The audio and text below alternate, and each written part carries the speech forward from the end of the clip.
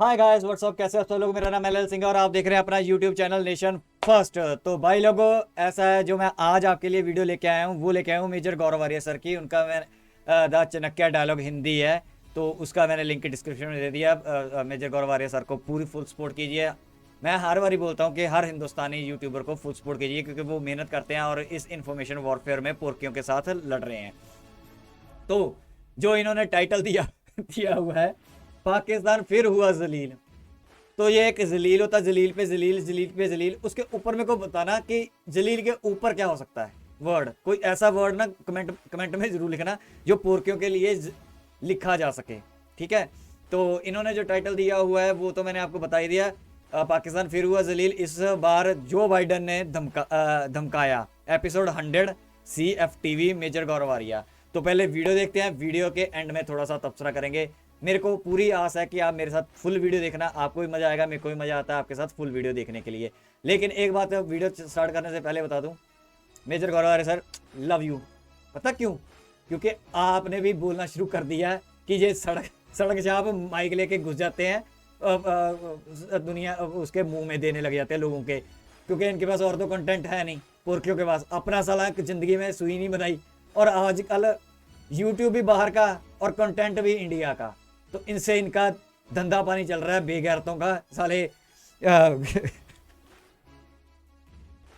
हीरा मंडी की औलाद साले सारे पाकिस्तानी यूट्यूबर लेके आजकल रिपोर्टर बने हुए हैं और एनालिस्ट बने हुए हैं। चलिए खैर, ये तो मेरे को बड़ा मजा आता है कि एक पुरखियों ने खुद कहना शुरू कर दिया कि हम मदरसा छाप हैं। जो आलिया उलिया होगी, जो चीम चू हो गया, कमरू चीमू, ठीक है, इतना बड़ा कमरा है उसका नीचे वाला कमरा तो चीम चू है। और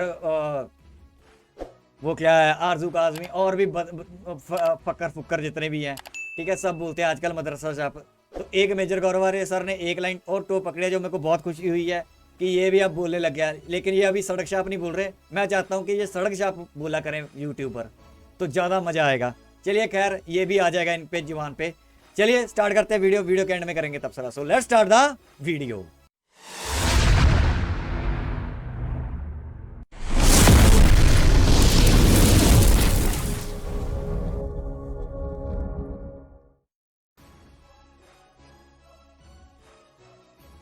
जय हिंद दोस्तों, मैं हूं मेजर गौरव आर्य और आप देख रहे हैं द चाणक्य डायलॉग्स।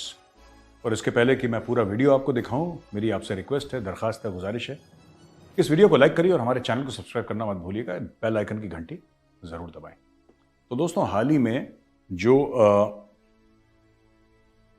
बाइडन है अमेरिका के राष्ट्रपति, उन्होंने पाकिस्तान के बारे में ऐसी बात कह दी कि पाकिस्तानी मीडिया, पाकिस्तानी सियासतदान, जो पॉलिटिशियंस हैं, वहां पर पूरी 22-23 करोड़ की जनता में आग सी लग गई। पुराना गाना है ना कि सीने में जलन, आंखों में तूफान सा क्यों है। तो बाइडन ने ऐसी बात कर दी कि सीने में जलन भी हो गई, आंखों में तूफान भी हो गया। और वो हुआ कैसे, इसके पीछे राज क्या है? तो दोस्तों, राज ये है कि and what I think is may be one of the most dangerous Nations in the world, Pakistan, nuclear weapons without any cohesion. यानी कि पाकिस्तान को जो बाइडन ने करार कर दिया या करार दे दिया, दुनिया के जो सबसे ज्यादा खतरनाक देश हैं उनमें से एक है पाकिस्तान। और ये बोल दिया कि साहब, उनके जो न्यूक्लियर वेपन्स हैं उनमें कोहेजन नहीं है। यानी कि वो जो जुड़त होती है, जो एक सिस्टम होता है कि सब लोग एक साथ पूरे सिस्टम मिल के रहे या जुड़ के रहे, कोहेसिवली रहे, वो नहीं है पाकिस्तान में। अच्छा, ये कोई नई बात नहीं बोली जो बाइडन ने। अगर जिसको भी ऐसा लगता है कि नई बात बोली हो जो बाइडन ने, ऐसी बात नहीं है। ये अमेरिका की स्टेटेड पॉलिसी रही और अमेरिका डे 1 से यही बोलता आ रहा है कि इनके जो न्यूक्लियर वेपन्स हैं ये कल किसी गलत बंदे के हाथ लगेंगे। और मैं आपको बताता हूं इसके पीछे कहानी है। जब अब्दुल कदीर खान, जो father of Pakistan nuclear bomb है, जब उसने बनाया, तो क्या ये चोरी वोरी करके बनाया था इन लोगों ने? इतना दिमाग था नहीं किसी के कि एक्चुअली न्यूक्लियर वेपन बनाते या वो टेक्नोलॉजी रेप्लिकेट भी करते, उसके लिए भी दिमाग चाहिए। तो प्रोलिफरेशन के चक्कर में पाकिस्तान फंस गया हर जगह। और खुद पाकिस्तान ने अपने father of the nuclear bomb को या फादर ऑफ एटम बॉम्ब को जेल में डाला। परवेज मुशर्रफ ने उसको जेल में ठोक दिया। और जब उसकी डेथ हुई उस इंसान की, डॉक्टर अब्दुल कदीर खान की, तो उसकी फ्यूनरल में इमरान खान नहीं गया और बड़े बड़े इनके जो लोग थे वो नहीं गए। They did not go to his funeral. उनको भी लगा कि यार ये आदमी विलन है, हीरो नहीं है। तो ये इनको पता था, पाकिस्तानी जो क्रीम है उसको भी पता था कि ये जो आदमी है अब्दुल कदीर खान, इसने चोरी करके न्यूक्लियर वेपन हमारे बनाए हैं, पूरा चोरी का माल है पाकिस्तान का, थेफ्ट का माल है ये। और सबसे बड़ी बात, दूसरे लोगों को भी खुद पर्सनल जेब में पैसे डाले हैं अब्दुल कदीर खान ने, और कुछ खास अलग अलग मुख्तलिफ जनरल्स की जेब में पैसे गए हैं, और नॉर्थ कोरिया फलाना ढिमका जिसको भी बेचा होगा तो उसको भी बेचा होगा, इसलिए उसको जेल के अंदर डाल दिया। अब बात यह हो जाती है दोस्तों कि पाकिस्तान के न्यूक्लियर वेपन्स प्रोग्राम के बारे में जो बाइडेन ने ऐसा क्यों बोला, और असली में खतरा क्या है। अगर हम खतरे की बात करें तो खतरा क्या है पाकिस्तान के न्यूक्लियर वेपन? भारत के पास भी हैं, इजराइल के पास भी हैं, अमेरिका के पास भी हैं, फ्रांस के पास भी हैं, इंग्लैंड के पास भी हैं, रशिया के पास भी हैं, चाइना के पास भी हैं। अरे भाई हैं तो सभी के पास। नॉर्थ कोरिया के पास भी हैं। ईरान बनाने की कोशिश कर रहा है, उसके पास नहीं है, कोशिश कर रहा है ईरान। तो पाकिस्तान ही क्यों? ऐसा क्यों लगता है दुनिया को कि पाकिस्तान के हथियार आतंकवादियों के हाथ लग जाएंगे? मैं आपको बताता हूं जो दुनिया का बयान है और फिर मेरा खुद का एनालिसिस। दोस्तों ऐसा है कि दुनिया को ऐसा लगता है कि तालिबान बगल में है और पाकिस्तान खुद अनस्टेबल है। ये मुल्क स्टेबल तो है नहीं, कभी कोई दंदनाता रहता है, कभी इमरान खान बोलता था इसको निपटा दो, इसको मार दो, कभी होम मिनिस्टर के खिलाफ, कभी डिफेंस मिनिस्टर के खिलाफ FIR निकलते रहते हैं, पुलिस पहुंच जाती है घर में अरेस्ट करने के लिए इन लोगों को। कभी कहते हैं कि जो पुराने इनके वजीर आजम है इमरान खान साहब प्राइम मिनिस्टर, उनको अरेस्ट करो, कभी वो कहता है कि नहीं आज के प्राइम मिनिस्टर को अरेस्ट करो। तो पाकिस्तान तो पूरा सर्कस है। जाहिर सी बात है, बंदर के हाथ में आपने उस्तरा दे दिया तो दुनिया तो डरेगी यार। आप इसमें दुनिया को या अमेरिका को ब्लेम नहीं कर सकते। एक बंदर के हाथ में आपने उस्तरा दे दिया, वो दाढ़ी तो बनाएगा नहीं, वो गर्दनें काटेगा लोगों की, इसलिए दुनिया डरती है, थोड़ी सी सहमती है पाकिस्तान को। पाकिस्तान गैर जिम्मेदार मुल्क है। अब मैं आपको बताता हूं क्यों। ये जो पूरा, मुझे नहीं लगता कि तालिबान आके या अलकायदा आके या इस्लामिक स्टेट में, ऑन रिकॉर्ड आपको बोल रहा हूं, मुझे नहीं लगता कि पाकिस्तानी न्यूक्लियर वेपन्स ये लोग ले सकते हैं। मुझे नहीं लगता ये प्रॉब्लम है कि तालिबान आ जाए अफगानिस्तान से, या तहरीक तालिबान पाकिस्तान आ जाए ट्राइबल एरिया से, फ्रंटियर एरिया से, या फिर अलकायदा आ जाए। ये सब ये आके, क्योंकि पाकिस्तानी आर्मी ने बहुत पैसा खर्च करा है और बहुत एक सिस्टम लगा रखा है कि न्यूक्लियर वेपन चोरी करना, गलत हाथों में पड़ना बहुत मुश्किल है, मतलब नामुमकिन ही समझ लीजिए ये बात है। लेकिन फिर भी बड़ी प्रॉब्लम है। अब आप बोलेंगे मेजर साहब अभी अभी तो आपने बोला कि साहब बहुत जबरदस्त है, अलकायदा भी नहीं ले सकता, ये भी नहीं ले सकता, फलाना ढिमका, तो फिर खतरा क्या है? खतरा यह है कि आप और मैं और सारी दुनिया यह समझती है कि अलकायदा एक ऑर्गेनाइजेशन है। आप और मैं यह समझते हैं कि अलकायदा जो है या इस्लामिक स्टेट है, आइसिस जिसको दाइश भी कहते हैं, वो एक ऑर्गेनाइजेशन है। नहीं, वो एक जहनियत है। वो यहां की बीमारी है, वो यहां की बीमारी है, दिमाग की बीमारी है। डर असली यह होना चाहिए कि पाकिस्तानी फौज जो कि खुद न्यूक्लियर वेपन्स को गार्ड कर रही है, खुद न्यूक्लियर वेपन्स की जो एटमी हथियार हैं उनकी देखभाल कर रही है, यह पता लगाना चाहिए कि पाकिस्तान आर्मी, नेवी और एयरफोर्स के अंदर कितने लोग हैं जो कि अलकायदा के मेंबर हैं। बाहर से आने की जरूरत नहीं है। अलकायदा पाकिस्तानी फौज के अंदर है, तालिबान पाकिस्तानी फौज के अंदर है, इस्लामिक स्टेट यानी कि दाइश पाकिस्तानी फौज के अंदर है। असली खतरा यह है, बाहर से कोई नहीं आ रहा, ये बाहर से आने भी नहीं देंगे। इन्होंने अपनी जान झोंक दी उसके अंदर कि बाहर से कोई आ जाए, लेकिन इनके लोग अंदर हैं। अगर किसी जनरल की जिम्मेदारी है वो न्यूक्लियर वेपन्स को सेफगार्ड करना, पाकिस्तान में कोई गारंटी नहीं है कि वो जो जनरल है वो अलकायदा का ना हो। जब मुशर्रफ को मारने की साजिश की थी तो वो मैं आपको बता दूं, जब मुशर्रफ उस समय आर्मी चीफ भी था और आई थिंक प्रेसिडेंट भी था उस वक्त, तो उस वक्त जो मारने की कोशिश की थी मुशर्रफ को, वो पाकिस्तानी एयरफोर्स के लोगों ने मारने की कोशिश की थी। अब आप समझ लीजिए, पाकिस्तानी एयरफोर्स के लोगों ने बोला कि आर्मी चीफ और प्रेसिडेंट को उड़ा दो, और वो सर्विंग थे, ऐसा नहीं रिटायर्ड थे, वो सर्विंग थे, वर्दी पहने हुए थे। वो लोगों ने मारने की कोशिश करी परवेज मुशर्रफ को। तो ये पाकिस्तान में बहुत कॉमन है। और खतरा ये है, खतरा बाहर से नहीं है, खतरा पाकिस्तान में अंदर से है। कौन सा जनरल, कौन सा ब्रिगेडियर, कौन सा कर्नल, कौन सा मेजर, कौन सा लेफ्टिनेंट, कौन सा सूबेदार, कौन सा हवलदार, कौन सा सिपाही अलकायदा का मेंबर निकले, हू नोज, कौन जानता है। वहां पे इतना इस्लामिक रेडिकलाइजेशन है, जिहाद विहाद, इतना पूरा ड्रामा कर रखा है पाकिस्तानी फौज ने कि कुछ भी हो सकता। खैर, डिमार्श एक दाग दिया पाकिस्तान ने, और जो आई थिंक डेविड ब्लूम साहब हैं उनके एम्बेसडर, जो American ambassador to Pakistan, if I am not mistaken, अगर नाम मैं गलत नहीं ले रहा, उनको बुला के बोला कि साहब ये बहुत गैर जिम्मेदार चीज़ है और ये ऐसा नहीं बोलना चाहिए था जो बाइडेन को, और हम इसको कंडेम करते हैं। अच्छा, ये मुझे बात समझ में नहीं आई। पाकिस्तान कह रहा है कि हम कंडेम करते हैं, उनके कंडेम करने से होगा क्या? और आज तक पाकिस्तान के कंडेम करने से हुआ क्या है? देखिए, बात यह है कि इनको जो बोलना था इन्होंने बोल दिया और अमेरिका ने सही बोला। अच्छा, पाकिस्तानी ना बड़ी खुशियां मना रहे थे कुछ ही समय पहले कि अब तो पाकिस्तान और अमेरिका की यारी हो गई यार, दोस्ती हो गई। और बाजवा साहब को क्या वेलकम दिया यार, क्या वेलकम दिया बाजवा साहब को। सोचिए, आगे 2 घोड़े, पीछे 2 घोड़े, बीच में 4 हाथी, क्या वेलकम दिया। गाजा था, बाजा था वहां पे, क्या नहीं। तो पाकिस्तानी ना ऐसी तुच्छी चीजों को खुश रहते हैं। तो बोला साहब क्या बाजवा साहब को वेलकम दिया, मजा आ गया साहब, मजा आ गया। ऐसा वेलकम आज तक दुनिया में किसी को नहीं दिया, जब से अमेरिका बना है ऐसा बाजवा साहब को हमारे जनरल को वेलकम दिया। और ठीक है जी, वेरी गुड, आपके जनरल को वेलकम दिया। अरे साहब, पता है जर्मनी के फॉरेन मिनिस्टर ने कश्मीर का नाम ले दिया, अब तो इंडिया गया। पाकिस्तानियों में सबसे बड़ी प्रॉब्लम मैं आपको बताता हूं, ये बहुत जल्दी खुश हो जाते हैं और बहुत जल्दी डिप्रेस हो जाते हैं। ठहराव बिल्कुल भी नहीं है इस मुल्क में। पूरे मैंने बहुत कम ऐसे पाकिस्तानी देखे जिनमें ठहराव है। थोड़ी थोड़ी चीज में इनको डिप्रेशन हो जाता है। कोई इंडियन अगर कोई बड़ी कंपनी का सीईओ बन गया विदेश में तो इनको हाई डिप्रेशन। इनके यूट्यूबर निकल जाएंगे माइक लेके। आपको क्या लगता है इंडिया कहां खड़ा है, हम कहां खड़े हैं? स्टारबक्स का सीईओ भी इंडियन लग गया, सड़क शाह बोलो, सड़क शाह सर, इंडियन लग गया। ये छोटी चीज में डिप्रेशन। और किसी ने कश्मीर का नाम ले लिया, किसी गोरी चमड़ी वाले ने कश्मीर का नाम ले लिया, तो भाई साहब पूरे मुल्क में मिठाइयां। इनको पता ही नहीं इनकी फॉरेन पॉलिसी क्या है।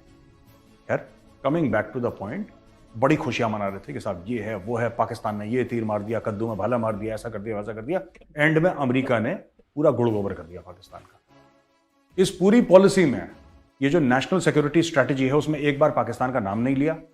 पिछले साल भी नहीं लिया था, खैर इस साल भी नहीं लिया। और फिर जो बाइडेन ये कहता है कि साहब ये तो सबसे अनसेफ, सबसे डेंजरस जगह है ये। तो दोस्तों, छोटी छोटी चीजें, हल्की हल्की हरकतें हैं।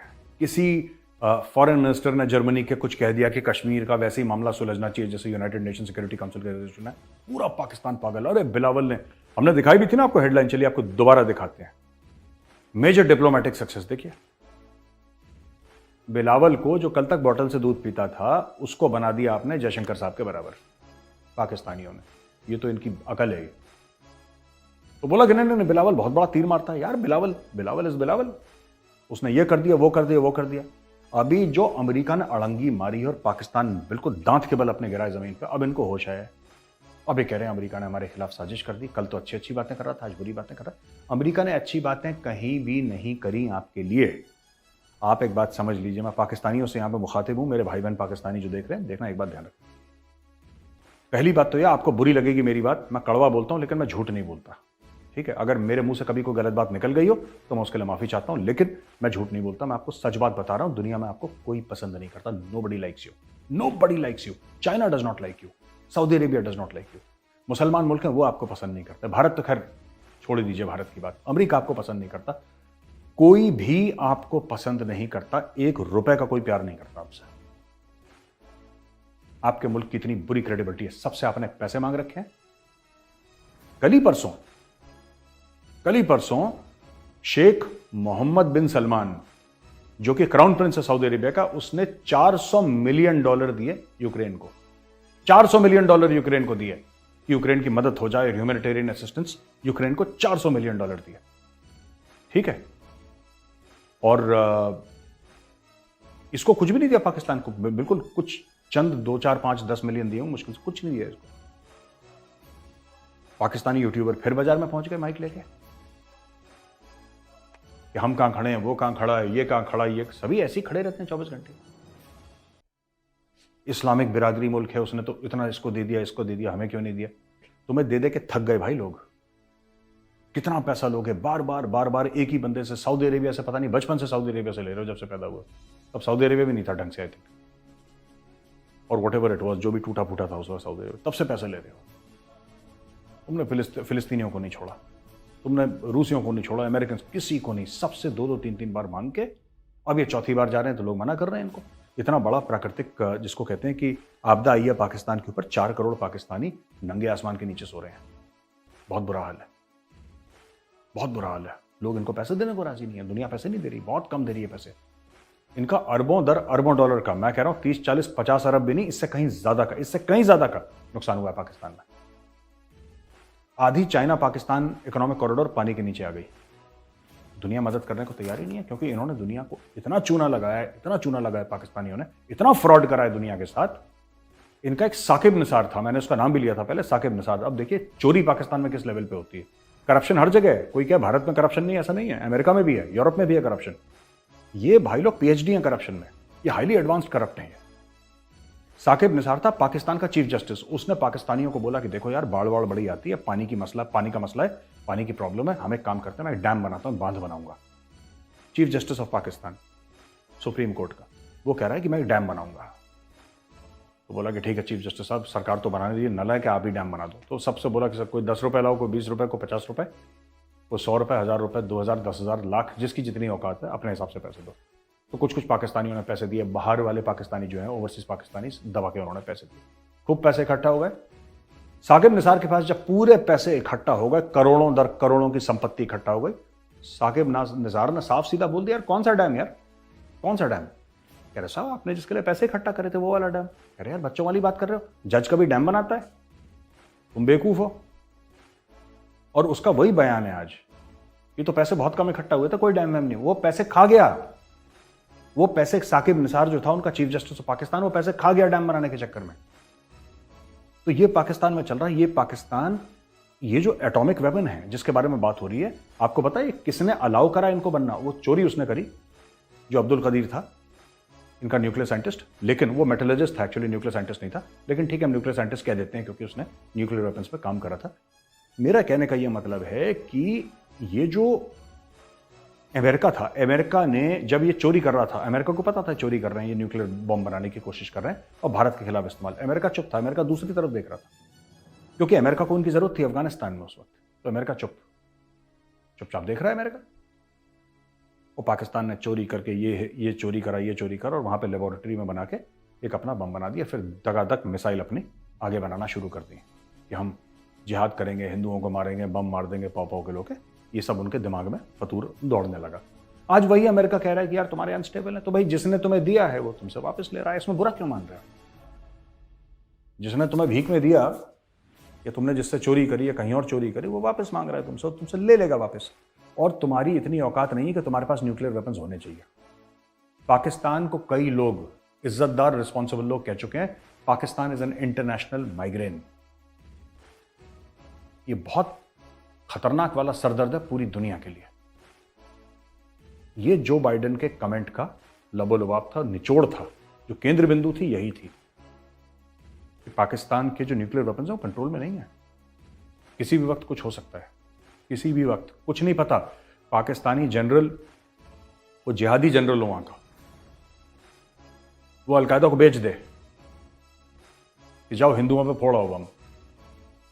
पाकिस्तान इज वेरी केपेबल, और खुद भाग जाएगा लंदन के फ्लैट में रहने के लिए, दुबई में। इनका कोई दीन ईमान थोड़ा ना, इनके सारे फौजी बाहर बैठे हुए हैं, सारे के सारे पाकिस्तानी फौजी रिटायर होते हैं, बाहर चले जाते हैं। कनाडा में पूरा का पूरा शहर बसा लिया इन लोगों ने। ये तो कभी भी कुछ कर सकते हैं। यही चीज है जिसकी वजह से अमेरिका परेशान है। और लेकिन इसमें अमेरिका की भी गलती है।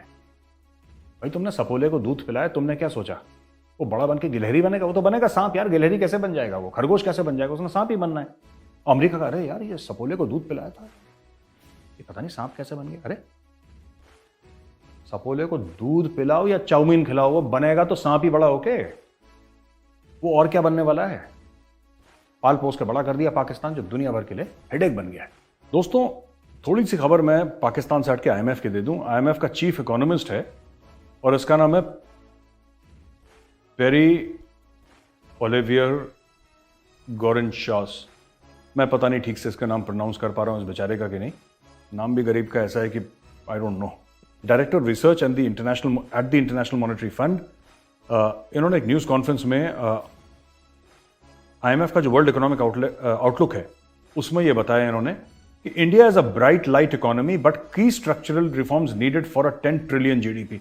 यानी कि भारत एक ब्राइट स्पॉट है, एक चमकता हुआ जिसको कहते हैं एक जगह है एक चमकता हुआ सितारा है ग्लोबल इकोनॉमी में, जहां पर सबको मार पड़ रही है, भारत की इकोनॉमी राइज कर रही है, लेकिन 10 ट्रिलियन की इकोनॉमी बनने में भारत को कुछ रिफॉर्म्स करने पड़ेंगे, स्ट्रक्चर में कुछ कानून साजी करनी पड़ेगी, पॉलिसी बनानी पड़ेगी, ये सब। खैर, मैं चाहता हूं आप एक वीडियो देखिए छोटा सा जरा। पहुंचाएंगे। भारती ने कब्जा कर लिया। पाकिस्तान के लिए बड़ी मुश्किलात का सामना है। एफ पर भारती का कब्जा। पाकिस्तान को सैलाब की तबाहकारियों के बावजूद रुकन ममालिक का सालाना इजलास वाशिंगटन में जारी है। IMF पर भारतीय कब्जा, पाकिस्तान के लिए बड़ी मुश्किलात और पाकिस्तान को सैलाब की तबाहकारी के बावजूद कोई रिलीफ नहीं मिल सका। IMF के रुकन ममालिक का सालाना इजलास वाशिंगटन में जारी है। पाकिस्तान को कर्जों के हुसूल और रीशेड्यूलिंग में दुश्वारी का सामना है। IMF की ताकतवर तरीन और फैसला कुन असामियों पर भारत का कब्जा है। IMF की नायब सरबराह गीता गोपीनाथ का ताल्लुक भारत से है। Director Asia Pacific Krishna Srinivasan का ताल्लुक भी भारत से है। IMF के एशिया पैसिफिक नायब डायरेक्टर भी भारतीय निकले हैं। नायब director Asia Pacific Sanjay P Pant भी भारतीय निजात है। IMF एशिया के माशी मामलात भारतीय नुमाइंदगान के सुपुर्द हैं। IMF में उमूमन इस तरह की तकर्रियां नहीं होती। सैलाब के हवाले से कर्ज रीशेड्यूलिंग मामला भी सुलझ नहीं सका। पाकिस्तान को मॉनेटरी पॉलिसीज में फिर से सख्त इकदाम की हिदायत। वजीर खजाना इसहाक डार वाशिंगटन में मौजूद मगर खबरों से गायब। मीडिया नुमाइंदगान को अब तक कोई खास ब्रीफिंग भी नहीं दी गई है।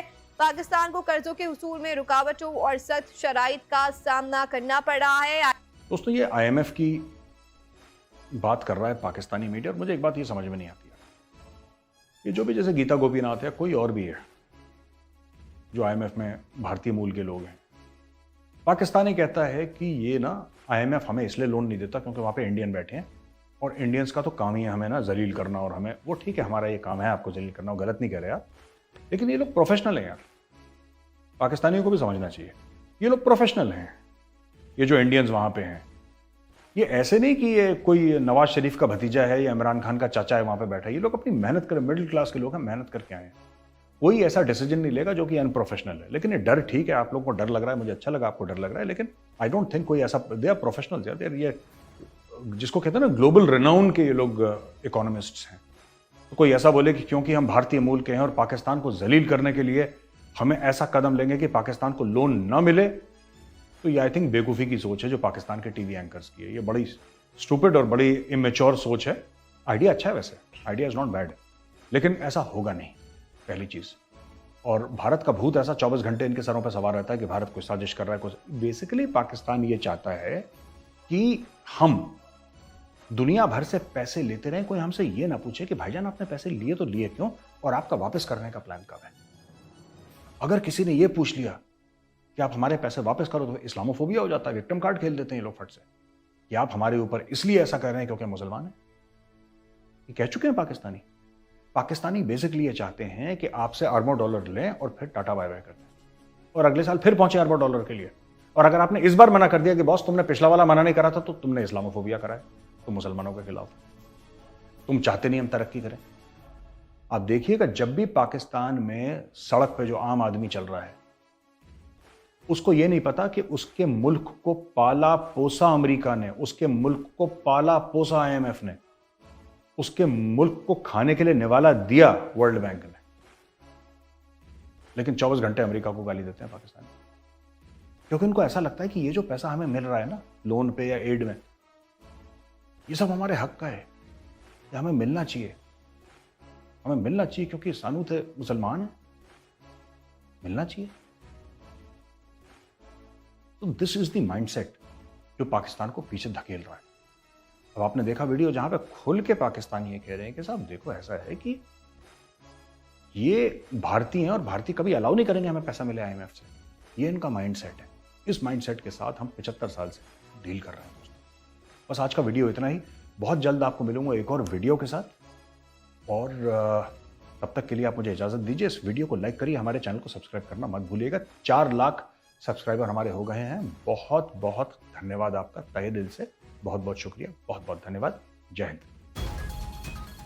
तो भाई लोगों, यहाँ पे होगी वीडियो ख़त्म। आपने सुन लिया जो मेजर साहब ने बातें बताई है। आपने वीडियो पहले देखी होती है तो आई होप कि आपने यहाँ तक मेरे साथ दिया देखने का। तो देखो मैं बताता हूँ क्या हुआ है। पाकिस्तानियों को ना एक ना होता है कि छोटी छोटी बात पे कोई बोल दे कि कश्मीर में चले जाए या कुछ हो जाए, तो ये मेजर गौरव सर ने बावले हो जाते हैं। फिर जब चपेट पड़ती है फिर रोते, दुनिया में सबसे ज़्यादा दहाड़े मार के भी यही रोते हैं। तो ये इनकी मेंटालिटी है, ठीक है। पढ़े लिखे है नहीं, मदरसा छाप है, अकल उकल तो इनको है नहीं भी, इतना क्या तीर बच जाता है। कोई स्टेटमेंट दे दी किसी ने स्टेटमेंट उसके दे दी। ये सब अगर ये जियो पॉलिटिक्स समझ जाते ना तो इनका ये बुरा हाल ना होता। तो इनकी ये फॉरेन पॉलिसी, ये तो वैसे पॉलिसी बोलते हैं, ठीक है। ये जो फॉरेन पॉलिसी होती है इनको समझ आ जाती है कि दुनिया चलती कैसे है, बयान कैसे दिए जाते हैं, बयान को फिर कैसे मोड़ के ऊपर से घुमा के। ये अनपढ़ लोग हैं जिनके पास पढ़ने लिखने का कुछ है नहीं, वो 1947 से पहले की बुक्स पढ़ते रहते हैं, फ्लॉपी डिस्क, जो हम आज से इंडिया ने 30 साल पहले छोड़ चुके हैं फ्लॉपी डिस्क के कॉन्सेप्ट को। तो ये अभी भी आप मानोगे नहीं, कई क्या हर एक स्कूल में इनको फ्लॉपी डिस्क पढ़ाई जाती है।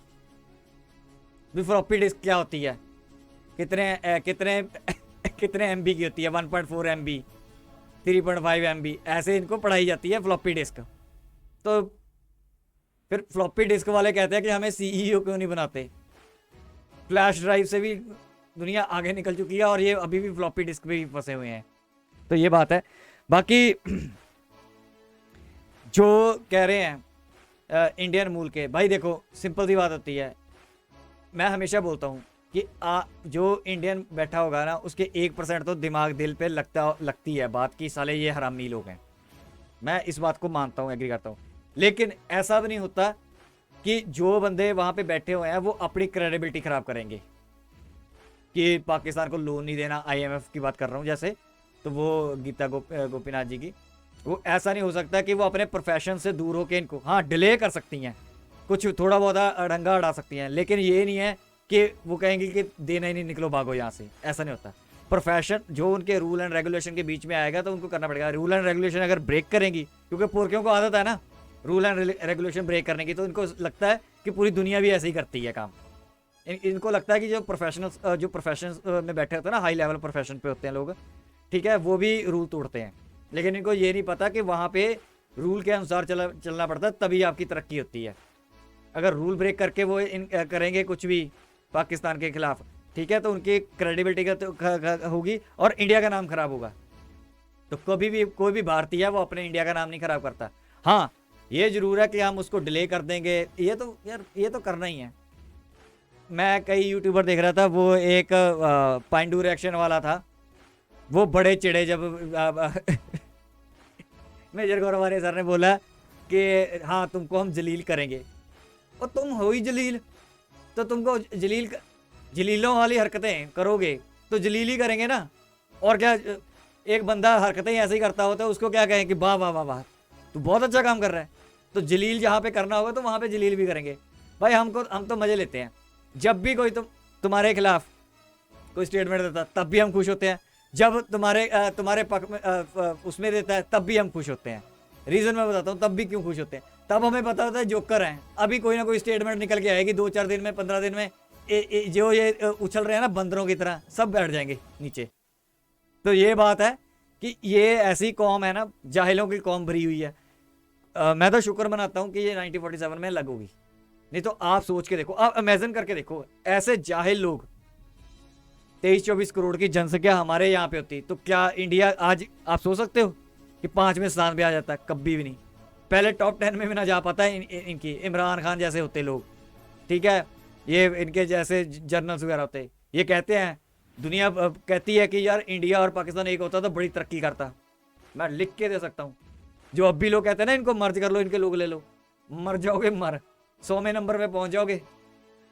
जो टॉप 5 पे बैठे हो ना आज, इंग्लैंड को क्रॉस करके 100 के नीचे आ जाएगा नंबर। इतनी बर्बादी हो जाएगी। और इनके साथ व्यापार करोगे तो टेररिज्म पक्का होगा ही होगा इंडिया में। आप लिख के ले लो मेरे से। ये साले जो भी ट्रक भेजेंगे उसमें बंदे सप्लाई करेंगे यहाँ पे। और इनके बंदे तो साले टर्की पैदल चले जाते हैं और वहाँ पे जाके गंद डालना शुरू कर देते हैं। हिंदुस्तान को तो ये, अब कोई भी पोरकी का वीडियो उठा के देख लो, कोई भी, ये सबसे पहले ये बोलते हैं कि हिंदुस्तान हमारा सबसे बड़ा दुश्मन है, जबकि हम आज से 20 साल पहले कभी नहीं बोलते थे। भी पाकिस्तान हमारा दुश्मन है। अब हम सीख गए हैं, अब हम भी कहते हैं, अब भी हम इनको बड़ा दुश्मन नहीं मानते, अभी हम चाइना को अपना बड़ा दुश्मन मानते हैं। ये तो किसी खाते भी नहीं आते, ये न्यूक्लियर एसिड का ये कहते रहते हैं। आज न्यूक्लियर एसिड की बात है तो मेजर गौरव सर ने बोला कि इनकी जहन में है। मैं एक बात बताता हूँ, 99% पूर की ना इसी जिहादी हैं, जिहादी। इनके किसी भी आदमी को ना आज लोकल जो कहते हैं ना कि ये आम इंसान जो इनके है, इसके हाथ में बम पकड़ा दो और ये इंडिया पे फेंक देगा। ये जिहादी हैं पूरे, इनका बस नहीं चलता, नहीं तो ये इंडिया पे पक्का फेंक दे। और ये खुद मुंह से बोलते हैं, फिर कहते हैं जी अमेरिका ने बोल दिया मुस्लिम। अरे खुद तुम लोग बोलते हो, कुत्ते के पिल्लो, खुद बोलते हो कि हम एटम बम चला देंगे। कोई कंट्री देखा आज तक ये जब लड़ाई होती है तो वो किसी ने इवन के चाइना तुम्हारा जिसको तुम बोलते हो सबसे ज़्यादा मित्र दोस्त है, तुम्हारा सबसे ज़्यादा फ्रेंड बोलते हो उसको, जिसकी चाटने तक जाते हो, और उससे ही सीख लो। उसने आज तक नहीं बोला, ताइवान के ऊपर भी नहीं बोला कि मैं इस ऊपर न्यूक्लियर बम फेंक दूंगा। कभी स्टेटमेंट दिखा देना भी हम न्यूक्लियर बम फेंक देंगे। तो गधे के बच्चों, पुरखियों, इसीलिए तुम्हारे ऊपर ऐसी बातें होती हैं कि इनके सही नहीं हाथों में नहीं है। ये इररिस्पॉन्सिबल कंट्री है पुरखी, जो मुंह में आया कुत्ते। अच्छा शेखर रशीद को बोल देते हैं, वो तो ऐसे ही मस्करा है। सिटिंग गवर्नमेंट का अगर कोई बंदा कुत्ते की तरह भौंकेगा, गलत स्टेटमेंट देगा, तो वो स्टेटमेंट काउंट होती है पूरी दुनिया में। इनको पुरखियों को यही नहीं पता, ये सोचते हैं कि उसकी स्टेटमेंट काउंट नहीं होती। एक ये साइफर बात करते हैं ना, जो एम्बेसीज बैठी होती है, सारी चीजें नोट कर रही होती है, किसने कब बयान दिया, कैसा बयान दिया, उसी के आधार पे तुम लोगों के बनता है। फिर साला पता आता जाता कुछ नहीं। मदरसे में ना पढ़े होते ना तो शायद तुम लोगों के इस बातों की समझ होती। चलो अच्छा ही है, हमें तो बहुत अच्छा है भाई, मजा आता है। तुम साले मदरसा छाप रहो, हम तो चाहते हैं कि तुम मदरसा छाप रहो, मरो। जिस दिन मेजर गवर्नर से कहते हैं 4 करोड़ छत के, मैं हंसा था। कईयों को लगता कि इनह्यूमन है ये नेशन फर्स्ट वाला, तो इनह्यूमन नहीं। मैं तो चाहता हूँ कि ये 24 के 24 करोड़ों के ऊपर से छत उड़ जाए, मेरे को कोई लेना देना नहीं इनके। गरीब का बच्चा ही आया थे, गरीब के बच्चे ही आए हैं यहाँ पे। अब ये मत बोलना कि उनका ब्रेन वॉश कर दिया।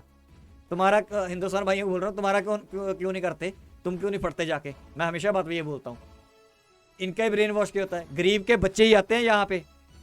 वो 8-10 जो आए थे ना, बॉम्बे में अटैक किया था, सब गरीब थे। तो जो गरीब आज कह रहे हो ना कि छत के नीचे, खुले आसमान के नीचे बेचारे बोलते हो जिनको, इन्हीं में से निकल के आने थे हिंदुस्तान पे हमला करने के लिए। 4 साल का बच्चा डूब रहा है, 30 साल का बच्चा डूब रहा है, वो 2 साल का रुड़ रहा है। वो 2 साल का 20 साल बाद बताओगा हिंदुस्तानियों तुम लोगों को, जब AK-47 से हमारे हमारे हिंदुस्तानियों का खून बहाएंगे आके।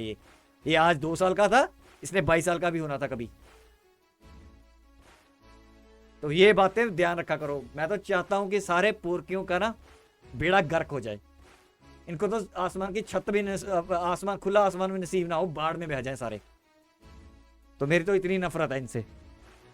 तो यहाँ तक थी वीडियो। आई होप कि आपको मेजर गौरव आर्य सर की बातें समझ आई होंगी और मेरे भी जो अपने विचार हैं वो समझ आएंगे। मैं तो यही मानता हूँ भाई, मेरी पेट लाइन है, ना पुरखी हमारे दोस्त थे, ना है, और ना कभी फ्यूचर में हो गए। ये मेरी पत्थर पे लकीर है। आप मानो चाहे ना मानो, वो आपकी इच्छा है, ठीक है। जितने भी ये यूट्यूबर है ना, तो मेजर गौरव आर्य सर ने भी ये जो सड़क छाप है, माइक लेके घूमते हैं, इनको ठोकना शुरू कर दिया, बोलना शुरू कर दिया। कोई बात नहीं, अभी ये भी बोलेंगे, ये सड़क छाप इनको बोलेंगे, ठीक है। तो ये जो अमर की आशा फैलाने की कोशिश करते हैं, ये चौधरी, सौरभ चौधरी वगैरह, बकवास है, सब बकवासबाजी। साले अपना पैसा कमा रहे हैं, फुद्दू खींच रहे हैं तुम लोगों का। इंडिया से सब पैसा साला कमा के वहाँ पे जा रहा है, व्यूज़ यहाँ से जाते हैं, इंडिया का पैसा वहाँ जा रहा है। और ध्यान रखना, जो तुम्हारा पैसा जा रहा है ना, वो डॉलरों में जा रहा है। अपनी मौत के लिए पैसा दे रहे हो तुम हिंदुस्तानी, व्यूज़ दे दे के। चलिए यहाँ तक थी वीडियो। आई होप कि आपको वीडियो अच्छी लगी होगी। अगर आप हिंदुस्तानी भाई को सपोर्ट करना चाहते तो लाइक करो, सब्सक्राइब करो, शेयर करो, कमेंट करो। सब्सक्राइब करके इस इन्फॉर्मेशन वॉरफेयर में साथ में हिस्सेदार बन जाओ, ताकि हम इन पुरखियों को जवाब दे सकें। सोल्जर बन जाओ सब्सक्राइब करके नेशन फर्स्ट के। देश सबसे पहले है। तो यहाँ तक थी वीडियो, मिलेंगे नेक्स्ट वीडियो में। तब तक के लिए जय हिंद।